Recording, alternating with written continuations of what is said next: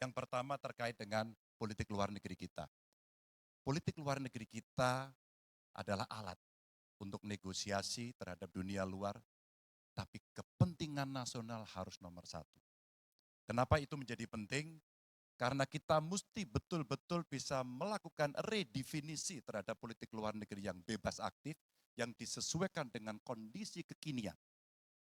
Ini penting karena apa? Karena kita perlu untuk memilih, memilah, dan memprioritaskan yang menjadi kekuatan, keinginan dari bangsa dan negara ini. Rakyat butuh bekerja. Rakyat butuh lapangan kerja lebih banyak. Investasi harus lebih banyak. Maka kita mesti memperkuat infrastruktur diplomasi kita, duta besar, para diplomat, dan tentu saja inilah yang mesti kita berikan penugasan-penugasan untuk membereskan persoalan-persoalan kepentingan ekonomi nasional dalam konteks kekinian. Dan tentu saja kita tidak pernah lupa, Indonesia selalu setia pada kesepakatan yang pernah diambil. Dekolonisasi yang dilakukan mendorong, meyakinkan kita semua untuk membebaskan seluruh bangsa tanpa boleh mengintervensi satu dengan yang lain. Dan inilah komitmen kita pada kemerdekaan Palestina yang kita dukung terus-menerus.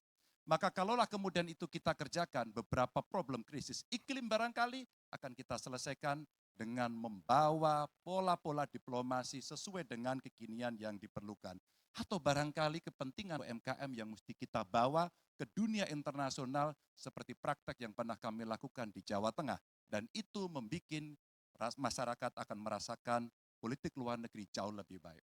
Pertahanan, sistem pertahanan rakyat semesta mesti kita dorong, kita lapisi dengan pertahanan yang betul-betul berlapis dan kita jadikan benteng pertahanan Nusantara sebagai sebuah satu kesatuan.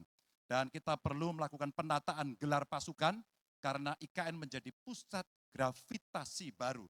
Dan ini bagian dari antisipasi terhadap tarung global antara Amerika Serikat dan Tiongkok. Untuk itulah pertahanan kita mesti masuk pada wilayah 5.0 dengan teknologi sakti, dengan rudal hipersonik, senjata cyber, sensor kuantum, dan sistem senjata otonom. Dan itu bisa dilakukan kalau anggaran dari Kemenhan itu 1-2% dari PDB.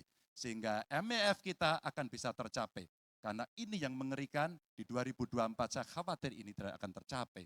Untuk keamanan, terorisme, narkoba, pinjaman online, judi online, kekerasan seksual, ini perlu mendapatkan perhatian termasuk TPPU.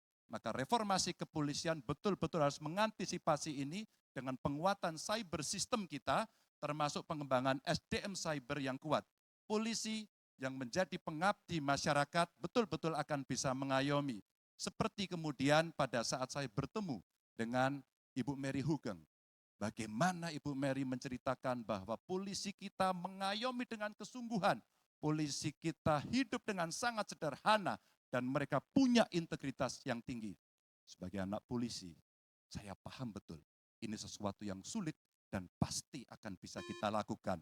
Dan tentu saja inilah capaian-capaian yang akan kita lakukan oleh Ganjar Mahfud. Bismillah, insya Allah kami siap. Baik, terima kasih Bapak.